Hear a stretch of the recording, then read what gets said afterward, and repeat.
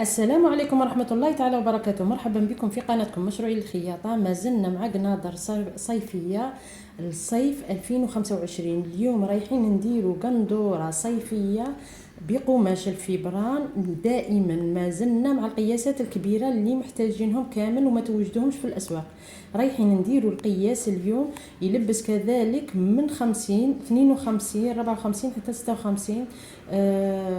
يعني دوبل اكس ال ولا 2 اكس ال و3 اكس ال 3 اكس ال. ان شاء الله يعجبكم الموديل، وهو داير حاله في مواقع التواصل الاجتماعي وكامل تحوسوا على التفصيل تاعو. باذن الله رايحه نديروا لكم اليوم. عندي قماش فيبران كيما تعرفوا يشرب القماش الصيفي هذا يشرب، لازم نشربه في الماء وننشروه.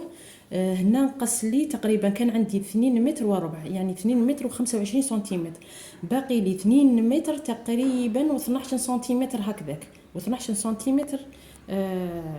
وهذا الموديل رايحين نديروه رقبة كاري، رقبة كاري، ونديرو بالبيي.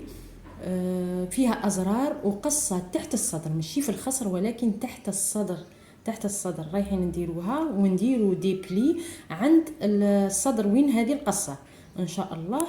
كيما راكم تشوفوا عندنا قلت لكم القماش تاعنا بعد التشراب راه عندنا 2 متر و12 سنتيمتر هكذاك، 10 12 سنتيمتر. اما العرض تاعها كذلك كان متر ونصف، راه متر و40 متر و40 متر و42، يعني ينقص 10 حتى 18 سنتيمتر هكذاك. راني طاويته على 2 كيما راكم تشوفوا. ونحتاجوا القماش طبعا. البي اللي حابه تخدم من الاحسن نشري بهذا الباكي. هذا راه صغير، هو يجي اكبر، تربحي فيه والثمن تاعو يجيك اقل من متر كي تشري متر. وإلا شريتي بالمتر ممكن 7 مترات هكذاك ولا تكفي ان شاء الله وتوفي. انا ما نخدمش بالمتر، نخدم بهذو، نشري كيما هذو في الالوان. اما تسجاف الرقبه الى حابين ديروا ماشي من القماش، ديروا من هذا. عندي شوازات راه باقي لي متبقي من بقايا القماش، ممكن نحتاجو في الرقبه الخلفيه. نشوف من بعد، نشوف باذن الله. اول شيء طويت القماش تاعي على 2 كيما راكم تشوفوا بالطول. ها هي الحاشيه، ها هي لا ليزيا، وهذه الجهه راهي مغلقه. اول شيء نحكم المتر تاعي ونقيس 41 سنتيمتر كامل على هذا الخط كيما راكم شايفوا فينو بالازرق، وندير نقاط باه نقص. هذا الجزء هو اللي رايحه نفصل فيه الجهه، الجزء العلوي الامامي والخلفي. اما الجزء هذا رايحه نوريه لكم كيفاه رايحه نديروه باه نديروه في الجزء السفلي، لان القماش ما يكفيناش، لانه قليل. هنا راه متر و40 سنتيمتر، ما يكفيناش باه نديروا الكشكشه. يعني بعد القص نحكم هذه الجهه مع الجهه السفليه، نحكمهم ونجيبهم هنا. يعني لا ليزيير تولي هنا عند تحت الخصر تحت الصدر، وتجي من الجهه السفليه. ان شاء الله راه واضح، ودوك نطبقهم معكم. هاني طبقت، قصيت هذا الجزء 42 سنتيمتر، وها هي لا ليزيير. قلبت القماش تاعي، شوفوا ها هي لا ليزيير، ها هي منا لا ليزيير، ومن الجهه السفليه، ها من الجهه السفليه. هذه الجهه راهي مغلقه وهذه مفتوحه، ولكن رايحه نفتحها هنا لان جهه للامام وجهه للخلف. نحسبوا القياس من هذه النقطة من تحت الصدر كما راني نقول لكم. ديت 42 41 ولا 42 الجهة العلوية. أما الآن نحسب من تحت لا ليزيير كما راكم تشوفوا. نحسب هنا، حسبت ديت متر و6 سنتيمتر، متر و6 سنتيمتر. رايحة نقص هنا لأن هذا الجزء المتبقي هي اللي رايحين نفصلوا فيها لي مانش مراوح باذن الله. وإلا جاونا نديروه دوبلي باذن الله، واحد صغير وواحد كبير. ان شاء الله راه واضح. الان نروح نفتح هذه الجهه المغلقه ونقص هذه الجهه. هذه تقريبا ما عندنا ما نديروا بها الان. نروحوا نديروا القياسات في الجزء العلوي الامامي والخلفي، من بعد نروحوا للقطعه هذه نديروا فيها لي مانش ان شاء الله راهي واضح. يعني عندنا 3 قطع، القطعه الاولى الجزء العلوي الامامي والخلفي، القطعه الثانيه هذه تجي الجزء السفلي الامامي والخلفي، اما القطعه الثالثه هذه نقصها، هذه اللي مونش باذن الله. رايحه نفصلوا الان، نكمل هذا التفصيل ونرجعوا نوضعوا القياسات للجزء العلوي. وضحت القياسات تاع الجهه العلويه الاماميه والخلفيه كما راكم تشوفوا، ورايحه نعطي لكم القياسات مع بعض. حكمت القطعه تاع 41 ولا 42 اللي قصيتها الجزء الاول كما راكم تشوفوا، حكمتها وطويتها راهي على 4، كانت على 2 وطويتها على 4. هاهي العرض اللي ديتو تاع 4 هذه تقريبا 32 سنتيمتر، هاي 32 سنتيمتر راهي مطويه على 4. هاي هذه مغلقه، هادو 2 مفتوحه وهذه مغلقه. هنا رايحين نديروا الرقبه ان شاء الله راهي واضحه. هنا الطول نقصت منه لان جاني طويل بزاف، 42 نقصت درت 40 سنتيمتر، 40 سنتيمتر حسبي ديروا. ها هو الخط تاع 40 سنتيمتر هي اللي رايحين نديروا فيها، وهذيك نقص هذيك 2 سنتيمتر. نتوما من الاحسن تكونوا مازال ما فصلتوش، من الاحسن ذيك 2 سنتيمتر خليها تزيد لك في القياس تاع الجزء السفلي احسن. ندو قياس الكتفين 22 سنتيمتر، 22 سنتيمتر، ونديروا نقطة. قياس الرقبة حبتها مسطورة 8.5، حبتها مفتوحة 9 10 حتى 10.5 كل وحدة وش تحب. أما طول الكتف هنا راه عندي 14 سنتيمتر هكذاك وزيادة قليلا. قياس الرقبة الخلفية 7 سنتيمتر، هبطت ب7 سنتيمتر، رايحه نديرها كما قلت لكم ان كاري، درتها مربعه بهذا الشكل. اما القياس تاع ولا عمق الرقبه الاماميه ديت 17 سنتيمتر، وهنا كذلك اللي حبتها مسطوره 16 17، حبتها مفتوحه قادره تدي من 18 حتى ل 20 21 كل وحده وش تحب. عندنا ارتفاع الصدر من تحت ميل الكتف 26 سنتيمتر، لأن هذا القياس كبير 26 سنتيمتر، خاصة الموديل صيفي ما يبغوش صيغي، يبغوه مهوي، يبغوه بارد. 26 سنتيمتر شوفوا ندوه من تحت ميل الكتف، ميل الكتف ما عطيتولكمش 3 سنتيمتر، نهبطوا ب 3 سنتيمتر، يعني لديتيه من فوق ميل الكتف 29 سنتيمتر. ونديروا نقطة. من بعد نروحوا المحيط دوران الصدر ونقسموه على 4 ونزيدوا 1 سنتيمتر حق الخياطة و2 سنتيمتر حق التوسيع، لأن القماش ماهوش إلاستيكي ما يتكسرش. ندو 32 سنتيمتر ديت كل قياس تاع هذه القطعة. وهنا راه عندنا القماش قادرة تزيدي في العرض تاعك إلا حابة أكثر من هذا القياس 32 سنتيمتر. وندير خط تاع ربع محيط دوران الصدر، وندير خط تاع تقاطع بهذا الشكل يكون عمودي على هذا الخط باه نرسم فيه حدة الإبط تاعي. ندي القياس هذا عندي 26، ندي 13 سنتيمتر المنتصف، وندير تقويصة بهذا الشكل حدة الإبط حتى نوصل للنقطة تاع 32. طلعت هنا 4 سنتيمتر هنا عند تقويصة. واللي موش فاهم حدة الإبط يدخل للدرس 11 في قوائم تشغيل بلاي ليست دروس مشروعي للخياطة، تلقاو هذا الدرس بالتفصيل الممل على حدة الإبط وتطابقها مع المانش. واختاروا قاعدة واحدة طبقوها فقط، اللي تعجبكم القاعدة وتجيكم سهلة حكموها وبداو خدموا بها بكل سهولة. أما الآن شوفوا نروح ندير خط هذا تاع تحت الصدر، هذا ماهوش تاع الخصر ولكن تحت الصدر. شوفوا هبطت هنا تقريبا ب 11 سنتيمتر، 11 سنتيمتر، وندير هذا الخط ندي الحساب تاعو تقريبا 31 سنتيمتر. لماذا هنا 31 سنتيمتر؟ لان رايحه ندير فيه اون بانس هنا. ديت من هذه النقطه، شوفوا ديت من هذه النقطه 3 سنتيمتر يعني 1.5. عفوا خاصة المبتدئات مازال ما حكيتش على البانس.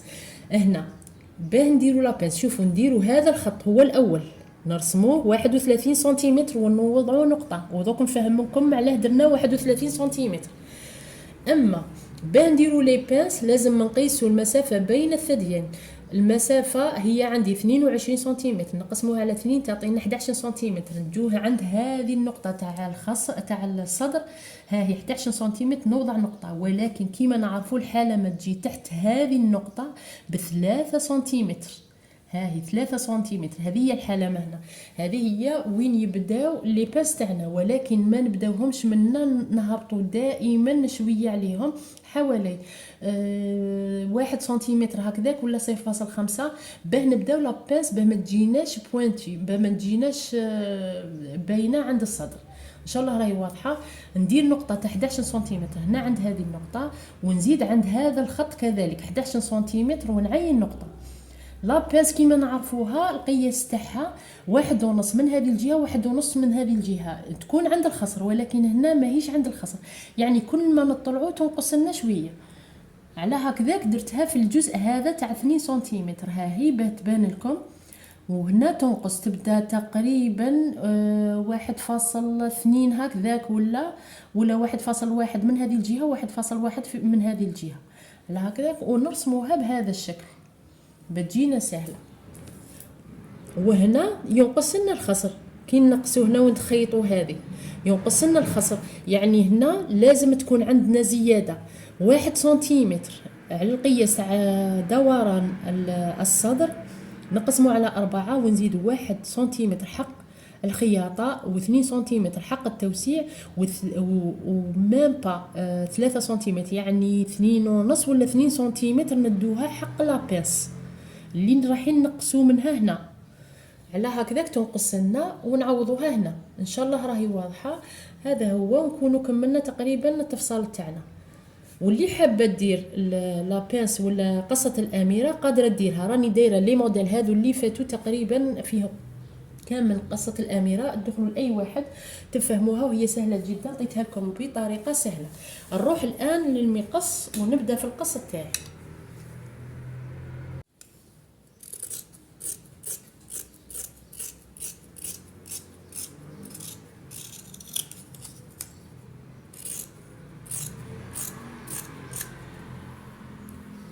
وهنا نسيت، دائما كي تكون عندنا قصه في التفصيل تاعنا، قصه في الخص في فوق الصدر تحت الصدر عند الصدر، دائما نطلعوا هنا ب2 سنتيمتر، 2 سنتيمتر نقصوها في الجنب كيما راكم تشوفوا بهذا الشكل. نجو من عند الوسط تقريبا بهذا الشكل ونقصوا.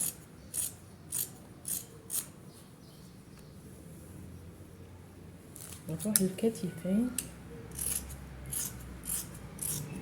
وهنا اللي ما تعرفش مبتدئه، قصي دائما الجهه الخلفيه هي اللي نبداو بيها باه نروحوا للاماميه، حذاري تغلطي. كاين حلول، ولكن كاين زبونات ما يحبوش كي تغلطي لهم. ننزع الان الجهه الخلفيه، ها هي الجهه الخلفيه هذه الداخليه ننزعها لاني كملتها، ونروح للجهه الاماميه ندير فيها التغييرات تاعنا بهذا الشكل. شوفوا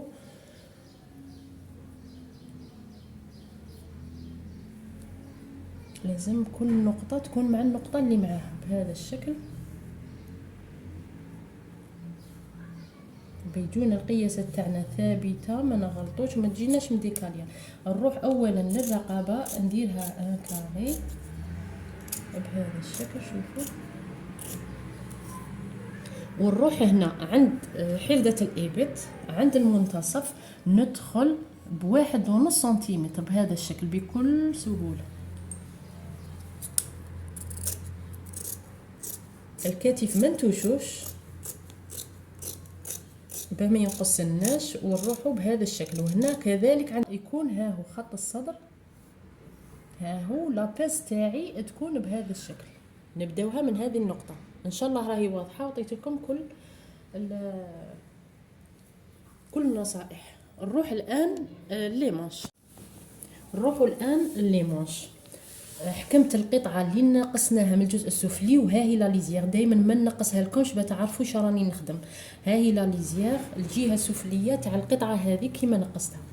حكمت طويتها على 2 وتركت بعض القماش منها. شوفوا القياس اللي ديتو 70 سنتيمتر مطوي على 2، 70 سنتيمتر مطوي على 2 طويتها على 2 ونزيد نطوي على 4 بهذا الشكل. شوفوا طوي على 4 بهذا الشكل. اما الطول اللي رايحه نديه هنا لازم نسوي القماش تاعي مليح، ندي القياس 20 سنتيمتر. هاهي لا ليزيغ ما نحسبهاش 20 سنتيمتر، وندير خط بهذا الشكل.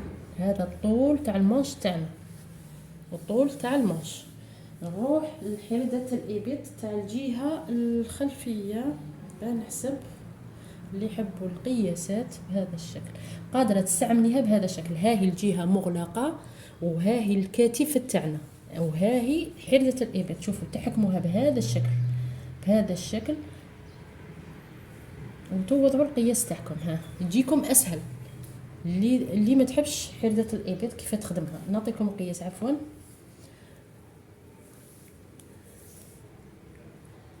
الوتر عندي 28 سنتيمتر.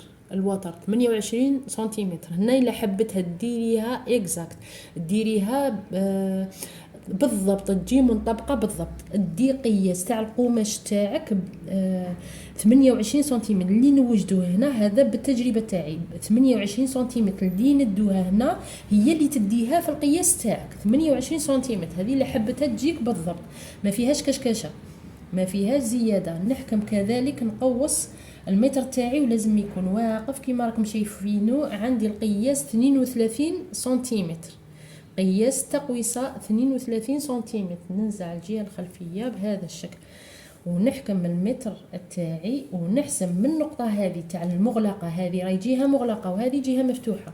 الجهه المغلقه نحسب بهذا الشكل. هاهي 32 القياس تاعي وندير خط مستقيم بهذا الشكل. هنا درت القياس ولا الارتفاع تاع راس الكم اللي وجدناه تاع الحرده. طلعت تقريبا راه عندي 12 سنتيمتر هنا 12 سنتيمتر. قادر نطلعوه حتى ل 14 سنتيمتر او اكثر. نجي هنا القياس هذا شوفوا ندي تقريبا 23 سنتيمتر هكذاك ولا 24 سنتيمتر 24 سنتيمتر وندير نقطة بهذا الشكل. ومن خلال هذه النقطة 32 هاهي النقطة نحكم نوصل النقاط هذو كيما راكي تشوفي وصلتهم. اما الان نروح للحردة تاعي. هذه القيمة نقسمها على 2 بالتساوي وندير نقطة ونزيد هذه القيمة نقسمها على 2 بالتساوي وندير نقطة ونزيد هذه القيمة نحكمها بالتساوي كذلك وندير نقطة.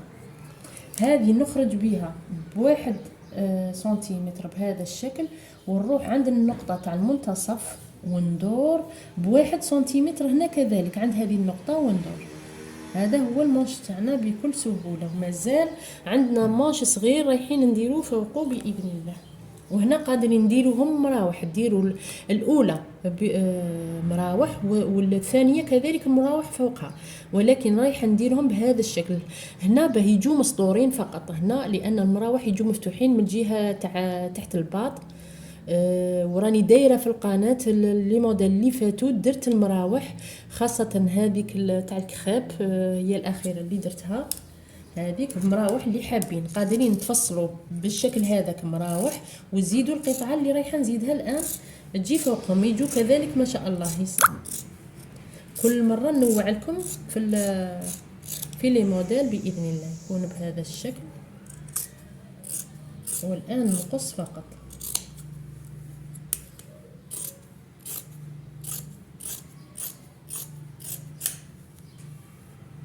هذا هو الشكل تاع المانش. هنا ما نخليش هكذا مدبب. شوفوا نقص هذا مليمترات فقط هذا. ونروح الان نفتح. شوفوا نعين المنتصف دائما نعين المنتصف ونفتح بهذا الشكل وننقص هنا 1 سنتيمتر هنا. هذه تاع الجهه الاماميه كيما نقصنا في الجهه الاماميه 1.5 ولا 2 سنتيمتر بهذا الشكل. ولازم هنا نديروا اشاره باللي هذا تاع الامام وهذا تاع الامام باه نعرفوا اكس ولا اي اشاره.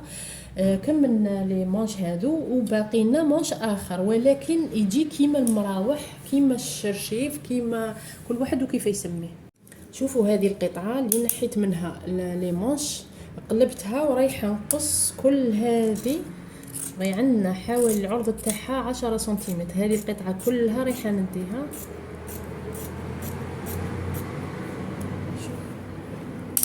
هذه نفتحها لانها راهي مغلقه.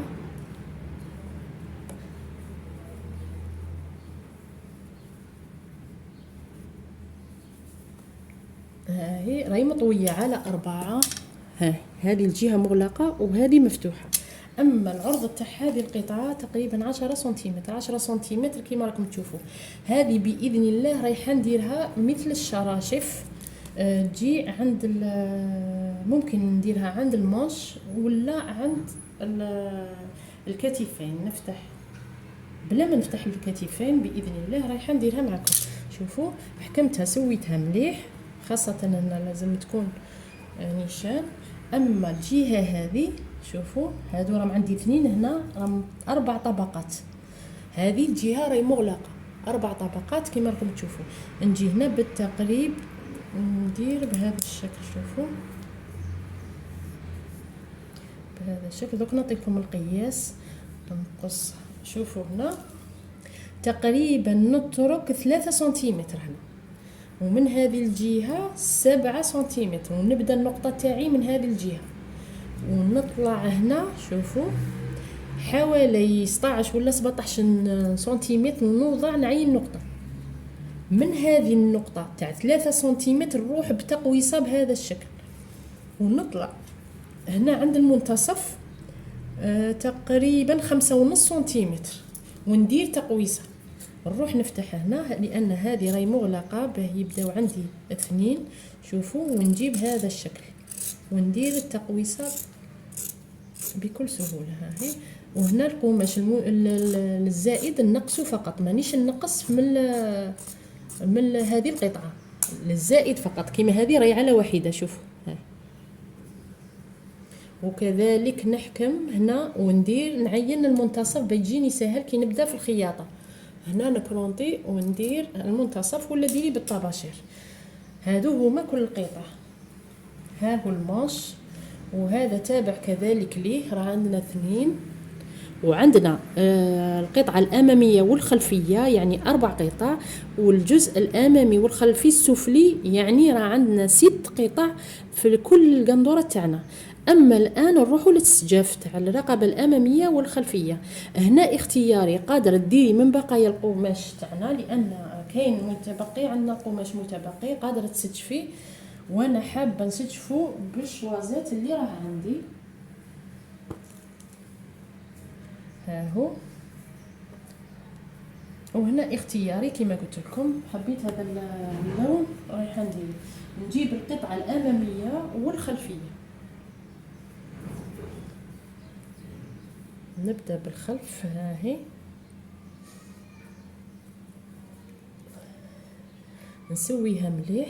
قادره تفتحيها هنا التركياش مغلقه، وهنا هاي الجهه مغلقه وهذو مفتوحين. نحكم الطباشير ونرسم الرقبه تاعي، ولا قادره تركيها مغلقه وفي الخياطه تفتحيها مع بعض ما تضيعيش الوقت بهذا الشكل. شوفوا ننزع وهنا نحسب القياس اللي راني حباته. مثلا حابه 10 سنتيمتر ولا 9 سنتيمتر نحكم 9 بهذا الشكل. هنا 9 ونديرها كذلك كاري. هي 9 ندي كل هذه القطع بهذا الشكل. شوفوا لان ماهيش دائريه باه ندوروها نديروها كاري على حسابها بهذا الشكل. شوف ونقص بكل سهوله.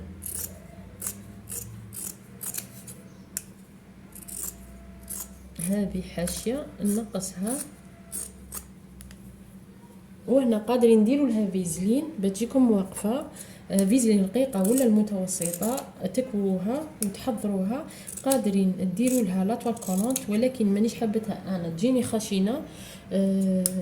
رايحه نخدمها هكذا نسيرجي فقط ونخدمها بالقماش فقط. واللي مبتدئات ننصحهم بالفيزلين بتجيكم واقفه وتجيكم سهله.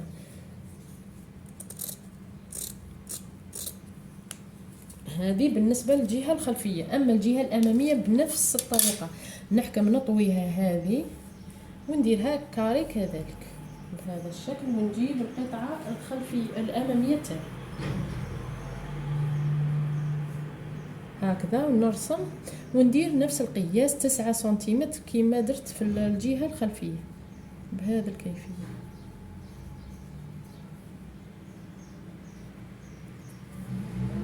رايحة نكملها ما يجيكمش الفيديو طويل، ونروح لماكينة الخياطة بعد ما نقص هذه الرقبة بهذه الكيفية ونحسب هنا 9 سنتيمتر وندير نفسها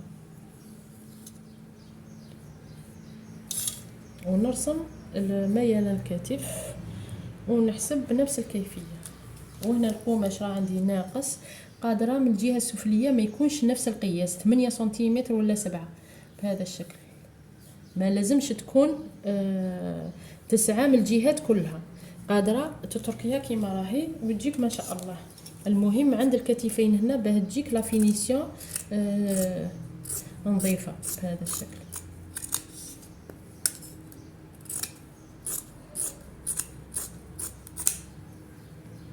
نقص الرقبة ونروح لماكينة الخياطة بإذن الله. نبدأ على بركة الله في الخياطة. أول شيء نخيطو هما لي بانس،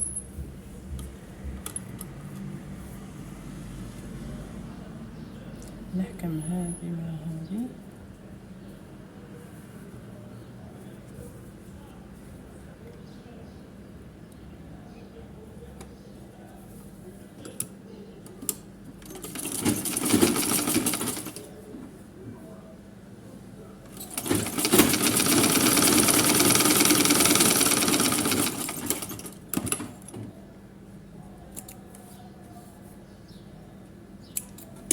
كما فهمتكم. الا حابين ديروا في الخرف ديروا، ماكمش حابين نقصوا زياده تاع لي بانس اللي درناها بهذا الشكل.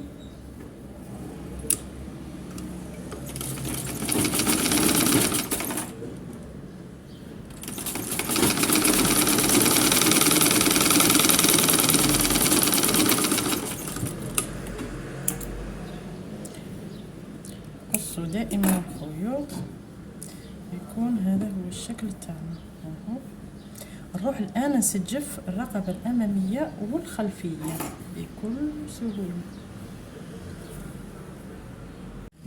نجيبو التبطين تاعنا نوضعوا الوجه على الوجه سيرجيتو كيما راكم تشوفوا حضرتو، ونديروا الوجه على الوجه ونخيطوا الرقبه تاعنا هذه الاماميه وكذلك الخلفيه بنفس الكيفيه على بعد 1 سنتيمتر. نقص دائما الزوائد ونخيط.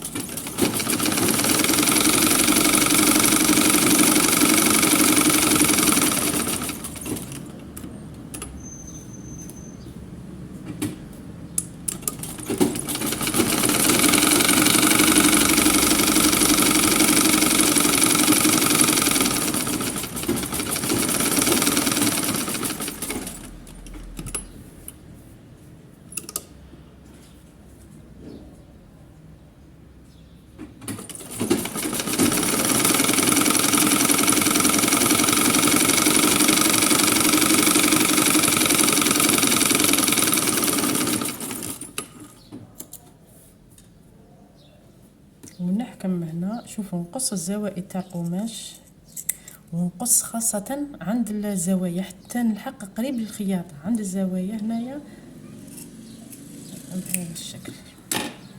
بعد ما نقص كل الزوائد شوفوا نجي نقلب الرقبة تاعي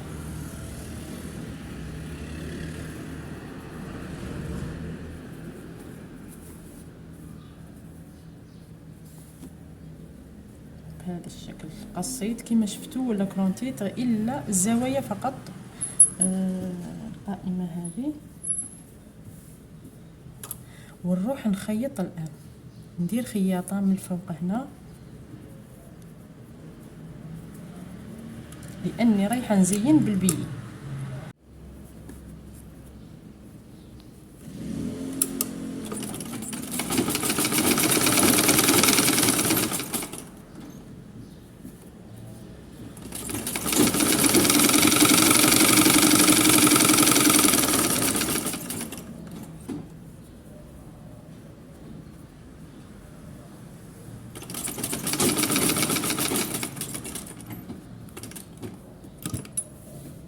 نترك الإبرة دائما عند الزاوية ونشد بهذا الشكل باش تجيني سهلة الخياطة. شوفوا، خاصة إلا كنتو دايرين لاطوال ولا الفيزلين تكون واقفة أكثر.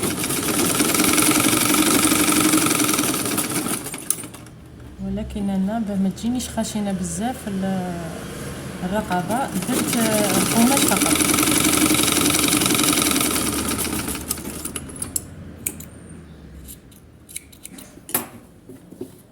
شوفوا الرقبة كاري تخرج ما شاء الله.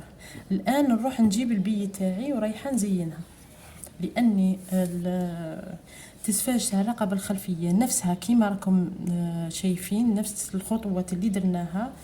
من بعد نخيطوا الكتفين. وكاين طريقه اخرى تسج في او ميم طون ولا في نفس الوقت تخيطي الكتفين وتسج في الرقبه الخلفيه. ممكن الا كفاني الوقت ممكن نديرها لكم. شوفوا، ها هو البي تاعي، ها هو البي. رايحه نوضعوا اول شيء نعين المنتصف. نعين المنتصف، هي من الاحسن تكوي ديري بالمكوات حدي الوسط باهي بتقدري ترسمي. شوفوا، حكمي بهذا الشكل، عيني المنتصف تاع القطعه كلها لابينس مع لابينس. ونجيب السياله الماجيك ولا طباشير، هذه تروح بالمكوات. شوفوا، نرسم هنا عند المنتصف، ندير نقاط باه ندير البي تاعي بيجيني ساهل. شوفوا بهذا الكيفيه حتى الجزء السفلي، حتى النهايه تاع هذه القطعه. شوف، نفتح الان ونجيب البي تاعي. بي كيما هذا قادره تستعملي الابيض ولا الازرق، وهي حبه الزبونه الازرق رايحه ندير لها بالازرق. شوفوا، نتركو كيما راه مطوي هكذا وندير خياطه من وندير خياطه من. شوفوا كي نبداو نخيطوا في البي، ما تشديش البي تاعك، اتركيه على راحته خيطي باه ما يتكمشلكش القماش هذا الشكل.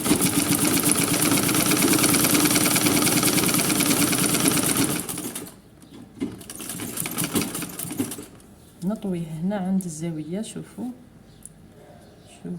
نطويه بهذا الشكل. شوف كيما نديرو للسفيفه تقريبا، مثل ما نديرو للسفيفه. شوف بهذا الشكل.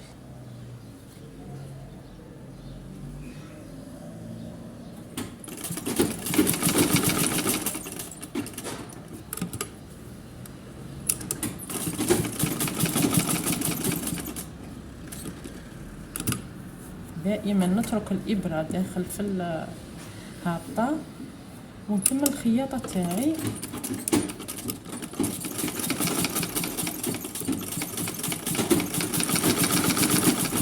نفس الطريقه كي نوصل هنا عند الوسط. شوفوا نطوي بهذا الشكل. شوف ان شاء الله راه واضح. شوف بهذا الشكل. شوفي نطوي بهذا الشكل.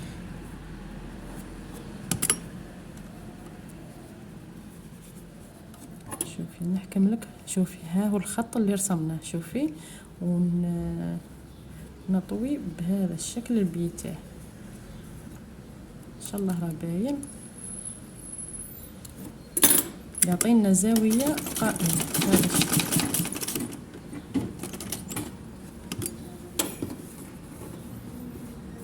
كيما نديرو للسفيفه ولا اي كالون عريض في التزيين. شوفي ندخلو بهذا الشكل. ها كأنه مثلث، يبدا كأنه مثلث ونثبتو. والآن نروح بشكل مستقيم بهذا الشكل.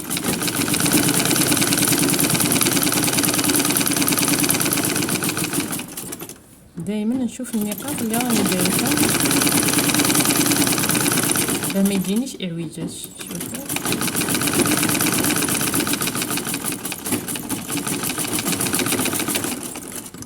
حتى نوصل للنهايه. نقص هذا الزائد، نقص الخيط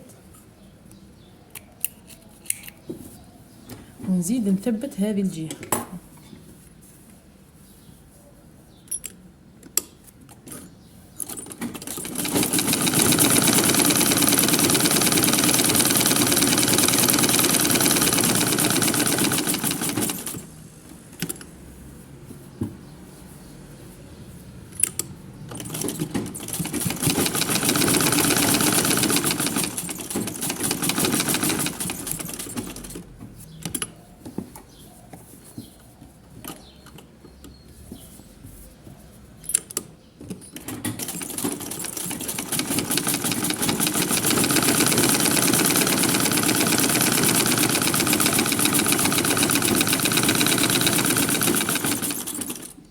ثبتوا نروح نكمل الجهة الثانية بنفس الكيفية، نوضعوا معاه هنا عند القصة.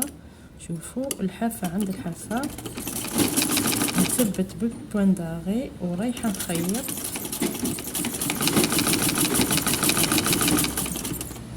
دائما نقصوا الزوائد.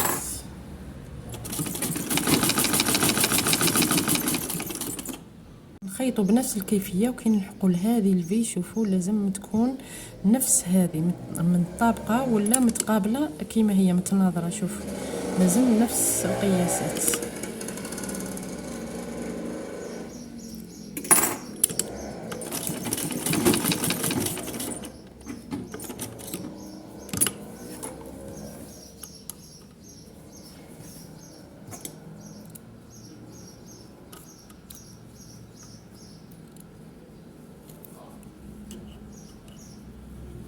نفسها لازم تكون.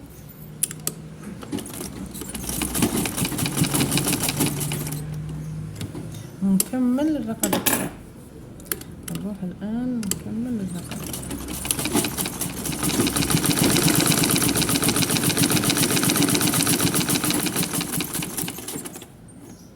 هنا كذلك نشوف الفي في هذه الناحية. شوفوا بنفس الكيفية نطويها مثل المثلث. شوفوا ونخيطها ونطلع بنفس الكيفيه ونزيد الخياطه الثانيه. بعد ما نكملوا الرقبه تاعنا ولا التزيين تاعنا كيما راكم تشوفوا نقلب بهذا الشكل. سجفنا الرقبه الخلفيه وخيط الكتفين. مكاش اللي ما تعرفش تخيط الكتفين وسمحوا لي لان درتها في فيديو خاص. هذه الرقبه وريت لكم طريقه ولا استيس ولا تكنيك لخياطه الرقبه، كيف تخيطوا الرقبه في نفس الوقت مع خياطه الكتفين. هذا الفيديو ندير لكم باذن الله وتلقاوه في قوائم تشغيل دروس مشروعيه للخياطه. تلقاو الطريقه سهله. واللي راهي حابه تشوف خياطه الكتفين ولا تسفاج الرقبه كذلك راني دايره دروس خاصين بهم. 4 طرق واختاروا اي طريقه تجيكم سهله وخيطوا بها. طريقه البي، طريقه السفاج بالقماش، عده طرق. اما الان شوفوا هذه ما نتركوهاش هكذا، هذه تاع الجهه الاماميه ما نتركوهاش هكذا. نجيبوا فيزلين دوبل فاس وقطعي قطع صغار ووضعيهم هنا من الجهه السفليه وحكميهم بالمكوات وكويهم. اما الجهه الخلفيه كيما عودتكم القناضر الصيفيه اللي نغسلوا بزاف نخيطهم. انا ندير خياطه هنا شوفوا ونثبتها مليح لان هذو يتنزعوا بالمطول بعد الغسيل بزاف. كل واحد والطريقه تاعو.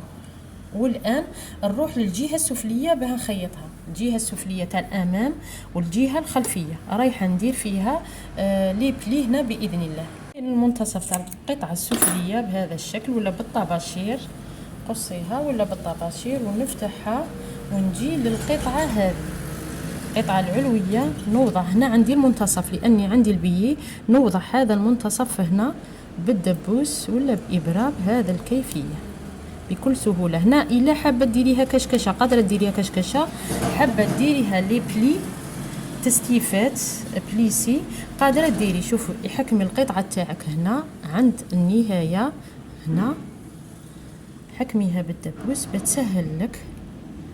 اما باقي القماش اللي يبقى لنا في الوسط هذا هو اللي رايحه ندير به لي بلي كل وحده. وكل ما يكون القماش اكثر تكثري لي بلي. شوفوا نبدا من الوسط مثلا بهذا الشكل. شوفوا نبدا من الوسط بهذا الشكل وندير الدبوس. نزيد ثانيه بلي ثانيه قادره كل 4 سنتيمتر كل 3 سنتيمتر. انتيما راكي حابه نحكمها بهذا الشكل ندير بليسي نحكمها بالدبوس ونزيد حتى نكمل كل هذه القطعه اللي راهي عندي. وهنا عندك الاختيار بهذا الشكل. ديريهم عشوائي قادره ديريهم بالورقه ولا بالقلم تحسبيهم.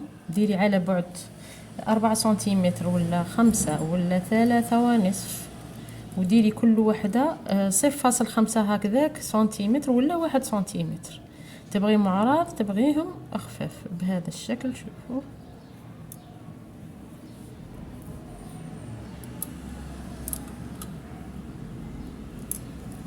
سمحوا لي راني مفصل لكم بالترتيب، لان كاين اللي يحبوا تفصيل التفاصيل، كل التفاصيل، خاصه اللي مبتدئات اول مره ما يحبوش ننسى اي خطوه بهذا الشكل. شوفوا حابينهم كيما درتهم هنا عندي. شوفوا 3 6 عندي 6 في هذه الجهه، وقادرين شوفوا راهم متقاربين هنا وهنا ما كانش. هنا في هذه القطعه تقريبا هنا نقولوا 10 سنتيمتر 12 سنتيمتر هكذا، قادرين تبداو تبعدوا اكثر من هكذا.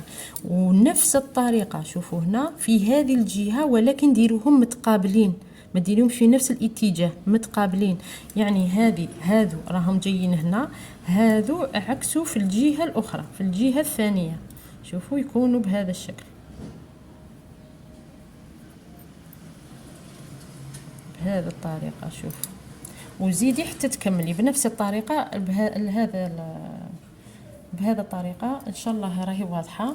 نروح نخيط ونكمل هذو لي بلي، وزيدي كذلك في الخلف بنفس الكيفيه. رايحه نخيطهم معاكم، راني نفتح فيهم ونعاود بيجوني متناسقين.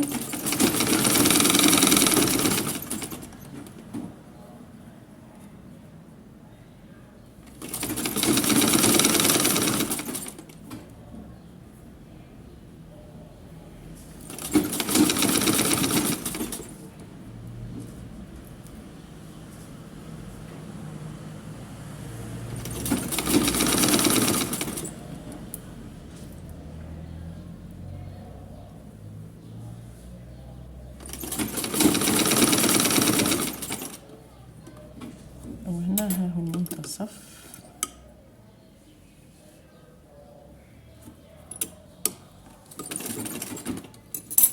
ونزيد هنا كذلك وحده مقابلتها في المنتصف من الجهه الثانيه. شوفوا بهذا الكيفيه.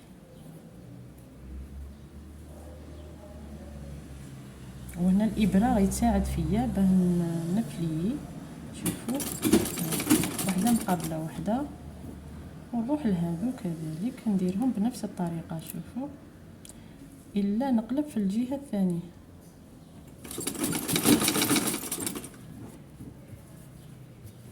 وهنا ما ننساش نحكم هذه مع هذه باه ما ننساش نفسي ونكمل القماش قبل ما نلحق القطعه تاعي بهذا الكيفيه بنفس الطريقه. شوفوا هنا درت واحده 2 3 4 5 6 7 صغيره، ها هي عند المنتصف 7 صغيره، ها هي صغرتهم وها هم. وهنا خليت مسافه قليله، ها هي 7 8 سنتيمتر هكذاك. ان شاء الله راهي واضحه. نكمل هذو ونزيد الجهه الخلفيه ونسيرجيهم ونروحوا لي مانش تاع المراوح باذن الله. ها هم تستيفات، ولكن ما مش ظاهرين لان القماش مورد كما راكم شايفينه، فيه الازرق بزاف. شوفوا ان شاء الله راهم واضحين. كملت الجهه الاماميه ونروح للخلفيه ونتلاقاو مع لي مانش. رايحين نكملوا خياطه القندوره تاعنا. الان باقي لنا لي مانش. هذا المانش الاول شوفوا رايحه ندلو البي قبل ما نخيطوا مع القندوره. شوفوا نفتح البي كيما راكم تشوفوا عند هذه الطاويه، عند هذه الطاويه تاع المكواة الاولى رايحه ندير خياطه على بعد 0.5 على حسابها 0.5 سنتيمتر. بهذه الكيفيه رايحه ندير خياطه. هنا راه على الظهر تاع القماش، الوجه شوفوا راه الوجه على الظهر، الوجه تاع البي على الظهر تاع القماش. ورايحه نخيط ندير بوين داغي هو الاول، ننزع الزوائد تاع الخيط ونروح نخيط.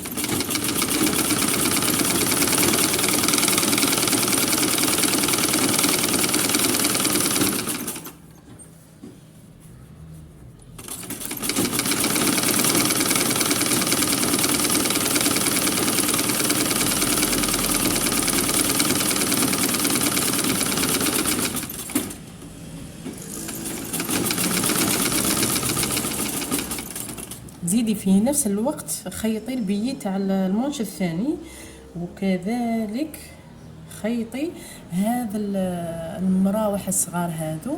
شوفوا نجي عند وين التقويصه، راكم شايفين التقويصه هذه التقويصه رايحه ندير فيها البي بنفس الكيفيه في نفس الوقت. شوفوا نحكم بهذا الشكل،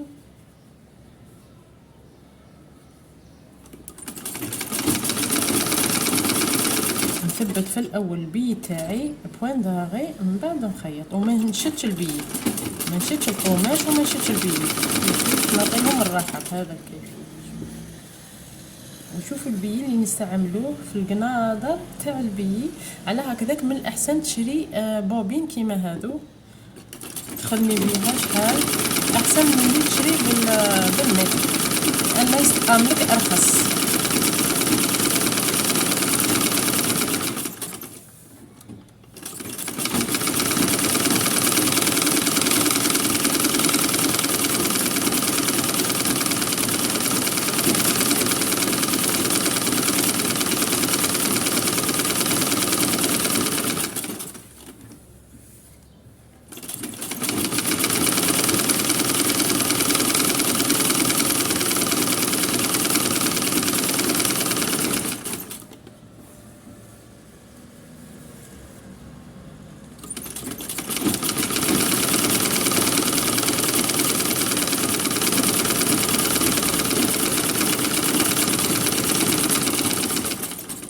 كمليهم في 4، يعني 2 من هذو الصغار و2 من الكبار، كمليهم بيجوك ساهلين او ميم طون. من بعد شوفوا نقلب على الوجه تاع القماش، شوفوا على الوجه تاع القماش ندخل هذه الخياطه، شوفوا ونقلب بهذا الشكل ونخيط البي تاعي هنا عند الحافه.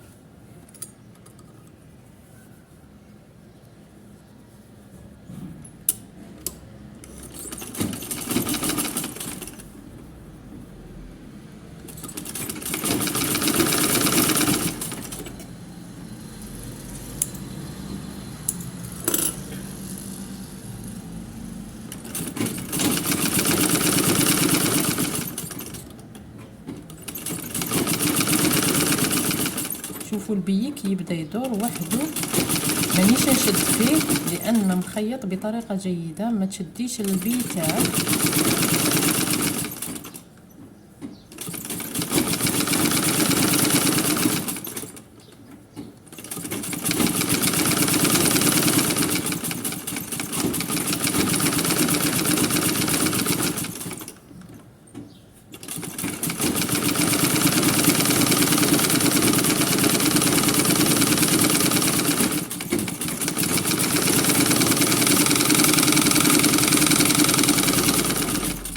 بالي يجيبكم الفيديو طويل. شوفوا بنفس الكيفيه نكمل كامل هكذا ونزيد هذا المانش كذلك نفس الطريقه، نحكم بهذا الشكل. شوفوا نفتح، شوفوا ونطوي على 2 بهذا الشكل. شوفوا يجي بشكل داخلي هكذا، وهذا وندير هنا خياطه بنفس الطريقه.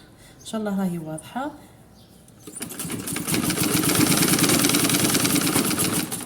شوفوا كيف تكون الخياطه تاعكم.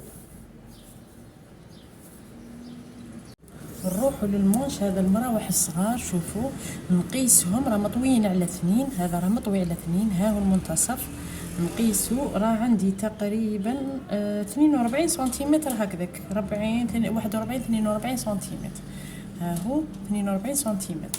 نحكموا هنا نعين المنتصف ونحكموا ندلو لي بلي كيما درنا في الجزء السفلي. لي بلي شوفوا من هذه الجهه، شوفوا نبدا بهذه الكيفيه، دائما نديرهم متقابلين وحكمي بالدبوس بهذا الشكل. زيدي ثانيه وحكمي بهذا الشكل حتى نلحقوا هذا القياس تاع 42 سنتيمتر ولا 41، نلحقوا 25 سنتيمتر بهذا الكيفيه.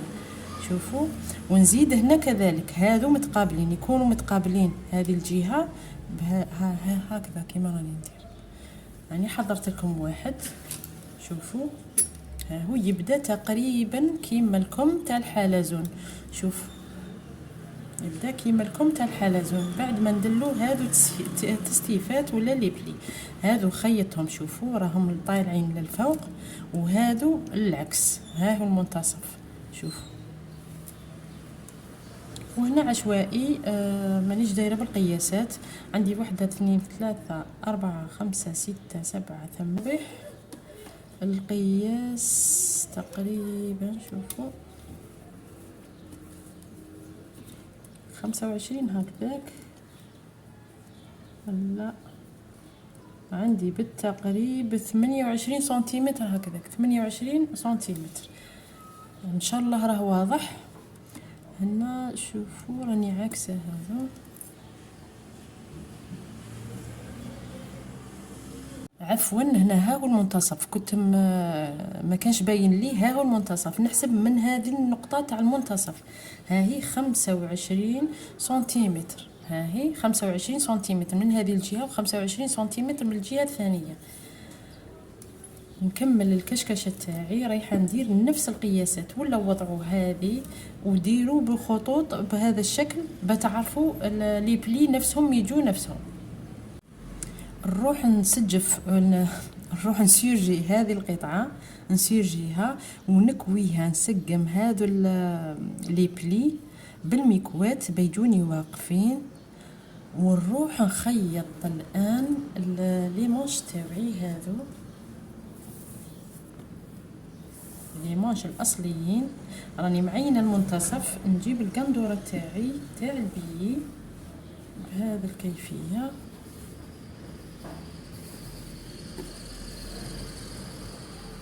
نشوف الجهه الاماميه وين راهي. ها هي الجهه الاماميه، يعني تجيب هذا الشكل. نحكم المنتصف ولا تاع خط الكتفين، ونوضع منتصف تاع هذو المانش، ورايحه نخيطهم من حردة الإبط ونطلع. ما بقالناش بزاف في القندوره تاعنا. وهنا اللي حابه دير حزام قادره ديروا حزام بالبيي. من وضعيه عند لي بانس قبل ما تخيطيهم، ووضعيه ومن بعد قفلي عليهم لي بانس. قادره ديري حزام من الجنب، حزامين يكونوا حزامين، وقادره ما ديريش كامل.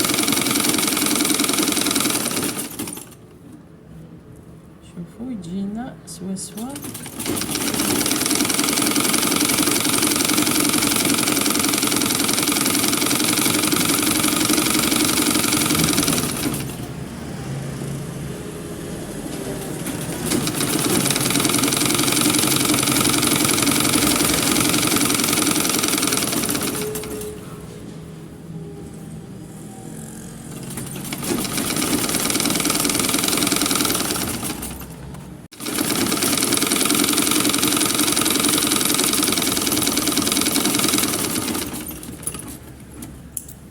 نكمل المانش الثاني بنفس الكيفيه، نسيرجيه ونجيب هذوك بعد ما نكويهم ونوريكم واش ندير. نروح الان نفتح القندوره تاعي بعد ما كويتها، وكويت هذو القطع تاع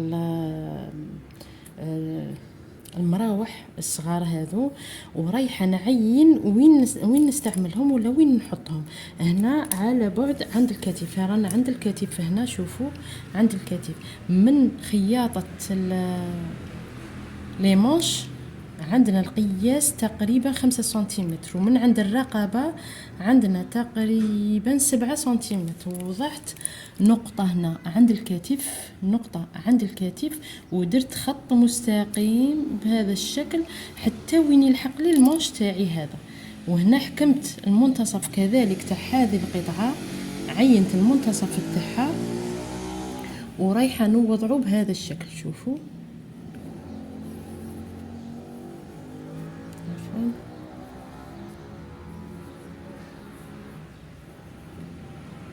هاني عينت المنتصف. ها هي تاع القطعه تاعي، وها هو خط الكتفين. نوضح هذه النقطة كيما راهي بالعكس، الوجه على الوجه بهذا الشكل، ويكون البي عند الرقبة ملهيه بهذا الشكل، ونحكم بالدبوس، نحكم هادو كلهم بالدبوس بهذا الشكل حتى نلحق الجزء السفلي، ونزيد الجهة الخلفية كذلك. هذه راني حكمتها باه نوريها لكم، راهي حاضرة باه نخيطها. شوفوا درت لها الدبابيس هاهي ورايحه نخيطها باذن الله. شوفوا المانش كيفاش يجي، ها هو هادو التموجات، ها هو المانش تاعنا، وهذا يهبط بهذا الكيفيه. هنا ما حبيتش ندير فتحه عند الكتف، على هكذاك رايحه نخيطها بكل سهوله ما تبانش. ندير خياطه اولى من بعد نقلب وندير خياطه ثانيه. شوفوا يجوا ما شاء الله، ولكن القماش ماهوش باين مليح، موديل جد رائع، ان شاء الله ينال اعجابكم. نروح نخيط على ماكينه الخياطه. شوفوا كيف رايحه نخيطها، وراني ندير الدبابيس على بعد 1 سنتيمتر او اقل. هذا الكيفيه ننزع الدبوس، وهنا لازم يكونوا متقايسين في البدايه وفي النهايه على الجهتين، يكونوا متناظرين ولا متقابلين. ننزع الدبابيس ونخيط.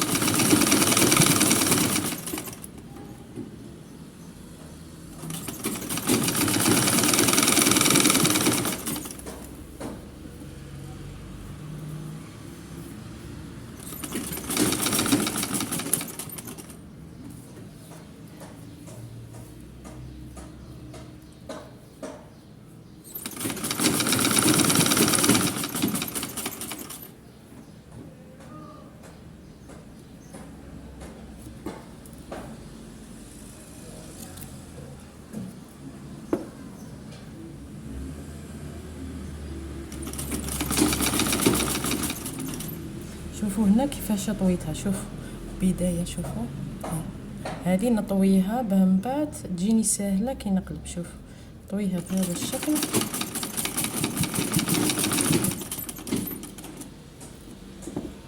اما الان نرفع الدواسه ونقلب باه ندير خياطه ثانيه، ولكن على الوجه. الان شوف نقلب هذا المانش ولا ذا المراوح، شوفوا باه ما ينقلبليش، شوفوا بكل سهوله. ونحكم الابره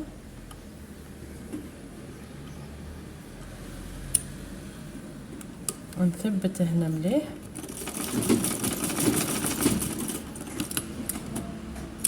ونروح نخيط.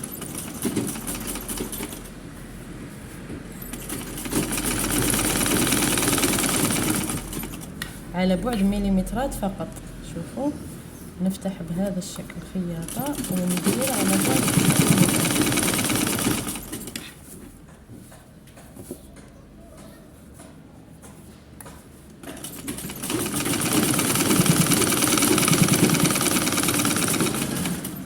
هنا هذه الحركة نديروها باه ما نقلبش فقط. شوفوا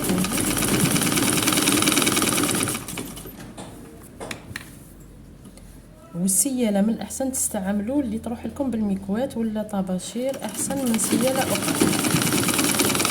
حتى ولو اخطاتوا في هذا رسم هذا المستقيم يجيكم سهل باه تفاصلوا ولا باه هذا الكيفيه. شوف